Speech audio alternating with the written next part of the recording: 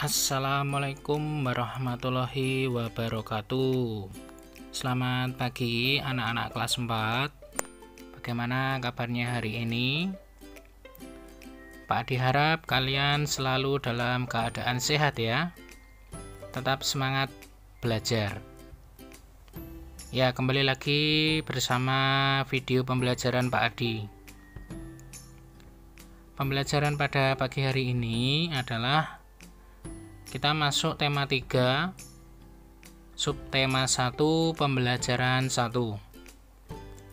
Ya, sebelum memulai pelajaran, mari bersama-sama kita berdoa terlebih dahulu. Berdoa menurut agama dan keyakinan kita masing-masing, berdoa dipersilahkan.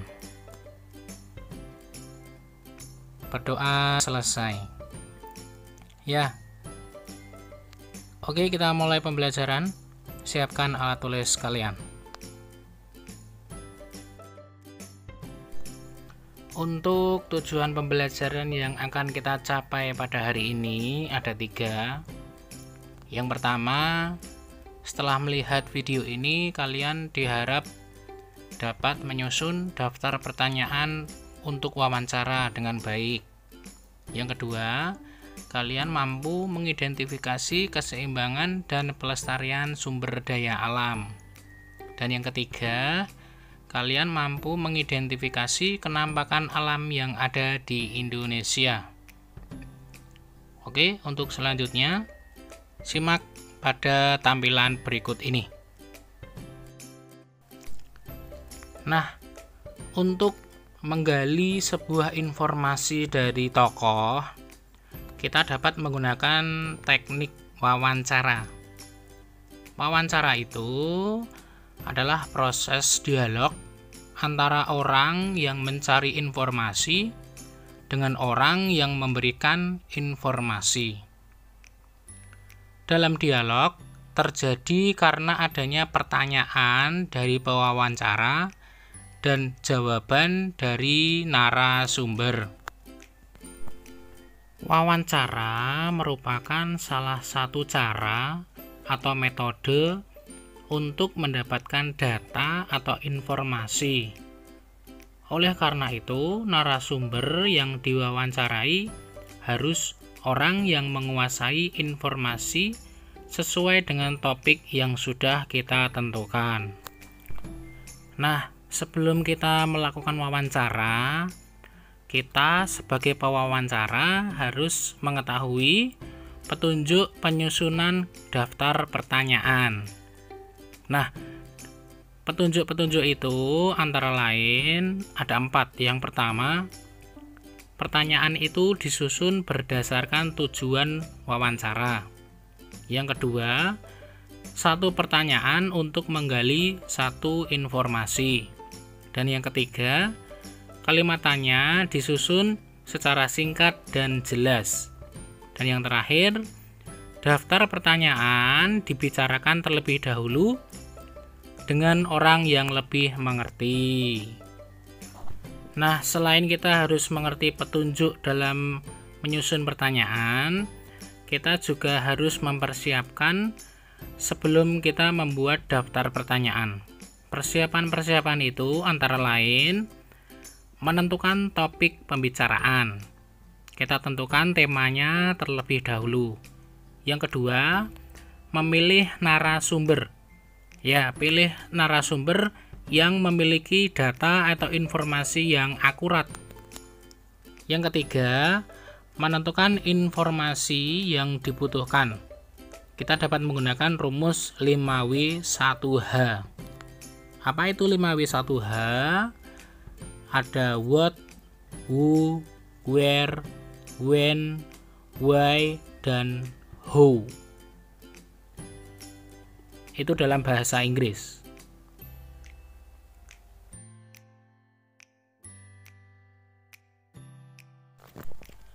Ya, coba kalian baca bacaan berikut ini. Lalu tugas yang pertama, tugas nomor 1, silahkan tuliskan 3 pertanyaan. Ya, kamu buat 3 pertanyaan yang nanti jawabannya ada pada bacaan tersebut. Jadi kamu bertindak sebagai pewawancara yang harus menyusun pertanyaan. Buat 3 saja. Ya, kita menuju ke materi berikutnya. Kali ini muatan pelajaran IPA. Ya, mengenai keseimbangan dan pelestarian sumber daya alam. Ya, bumi memiliki ancaman gangguan keseimbangan berdasarkan 2 faktor berikut. Yang pertama, faktor alami, dan yang kedua, faktor dari manusia. Yang pertama, dari faktor alami. Faktor alami yang menyebabkan perubahan keseimbangan komponen biotik dan abiotik. Contohnya ada letusan gunung berapi, banjir, tanah longsor, lalu kebakaran hutan, tsunami, dan sebagainya. Semua itu terjadi karena faktor alam. Lalu yang kedua, dari faktor manusia. Ya, manusia memiliki kemampuan untuk mengembangkan ilmu dan teknologi, serta sangat berpengaruh yang sangat besar terhadap keseimbangan alam. Misalnya, manusia mengeksploitasi sumber daya alam. Nah, itu contoh kecil, contoh dari faktor manusia.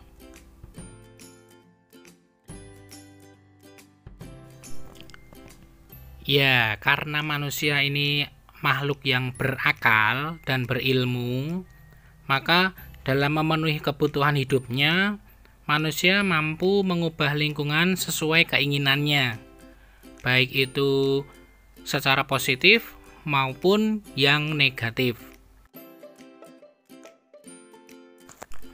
Ya, berikut ini ada contoh-contoh dari aktivitas manusia yang menyebabkan perubahan keseimbangan alam. Yang pertama, eksploitasi sumber daya alam.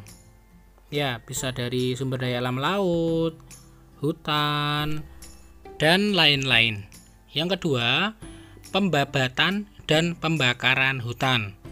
Ya, kegiatan ini mengakibatkan banyak sekali. Contohnya, tanah menjadi tandus, lalu sumber air berkurang, juga dapat merusak habitat hewan. Yang ketiga, pencemaran sampah. Ya, banyak sekali terjadi di sekeliling kita. Yang terakhir, penggunaan pestisida yang berlebihan. Masih banyak lagi seperti ada limbah industri, penebangan pohon, lalu pembangunan rumah penduduk, dan sebagainya. Semua kegiatan manusia itu dapat menyebabkan terganggunya keseimbangan lingkungan. Menjaga keseimbangan lingkungan sangatlah penting, karena jika bumi ini menjadi rusak, maka manusia akan terancam punah. Ya, karena bumi ini adalah tempat tinggal kita para manusia. Kalau kita tidak merawatnya, nanti bumi akan rusak, hancur, dan tempat tinggal kita akan hilang. Nah, agar bumi kita tidak rusak, ada upaya-upaya yang bisa kita lakukan. Ada 7 cara yang bisa kita lakukan. Yang pertama, melakukan reboisasi. Yang kedua, melakukan tebang pilih. Tebang pilih di sini adalah melakukan penebangan kepada pohon-pohon yang sudah tua. Yang ketiga, mengurangi pemakaian bahan bakar fosil. Yang keempat, mengurangi pemakaian kertas, tisu, dan produk-produk berbahan kelapa sawit. Karena dalam pembangunan atau penanaman perkebunan kelapa sawit merusak hutan-hutan yang ada di Indonesia. Yang kelima, tidak membuang sampah sembarangan. Yang keenam, tidak membuang limbah ke laut atau ke sungai. Dan yang terakhir, menggunakan teknik mengambil ikan yang ramah lingkungan.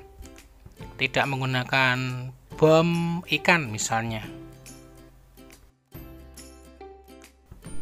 Ya, pertanyaan kedua. Tuliskan 3 aktivitas manusia yang mengganggu keseimbangan alam atau lingkungan. Tuliskan 3 ya.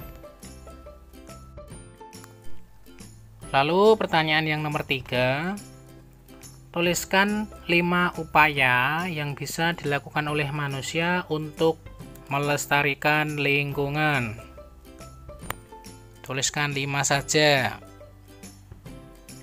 Ya, segala sesuatu yang berada di alam wajib untuk kita lestarikan. Nah, di alam itu ternyata banyak sekali kenampakan-kenampakan alam. Kenampakan alam atau bentang alam yaitu segala sesuatu yang dibentuk oleh peristiwa yang berada di alam. Kenampakan alam dapat dilihat dari permukaan bumi yang meliputi wilayah daratan dan perairan. Berikut ini ada 4 contoh kenampakan alam yang ada di Indonesia. Yang pertama ada dataran tinggi. Dataran tinggi atau yang biasa disebut plateau atau plato adalah dataran yang terletak pada ketinggian di atas 700 meter di atas permukaan laut atau MDPL.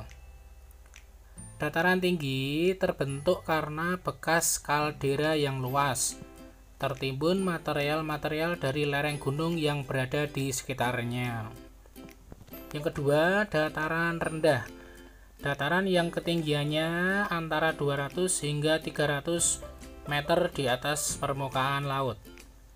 Dataran rendah banyak digunakan untuk daerah pemukiman. Yang ketiga ada pegunungan. Pegunungan ini kawasan yang terdiri dari banyaknya gunung-gunung yang berjejeran. Pegunungan biasanya terbentuk dari aktivitas vulkanisme akibat lava yang muncul dari gunung api. Nah, pegunungan terbentuk dari patahan atau lipatan yang diakibatkan tenaga tektonisme.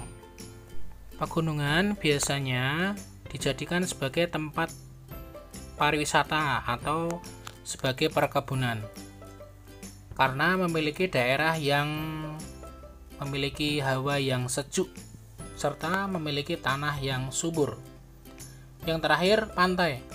Pantai adalah dataran yang berbatasan langsung dengan laut.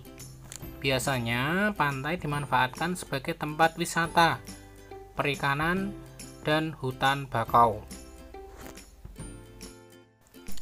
Ya, tugas yang nomor 4. Tuliskan perbedaan antara dataran tinggi dan dataran rendah. Tugas yang nomor 4. Dan tugas yang terakhir, tugas nomor 5. Pantai. Tuliskan 3 manfaat dari pantai. Apa saja manfaat pantai? Tuliskan 3.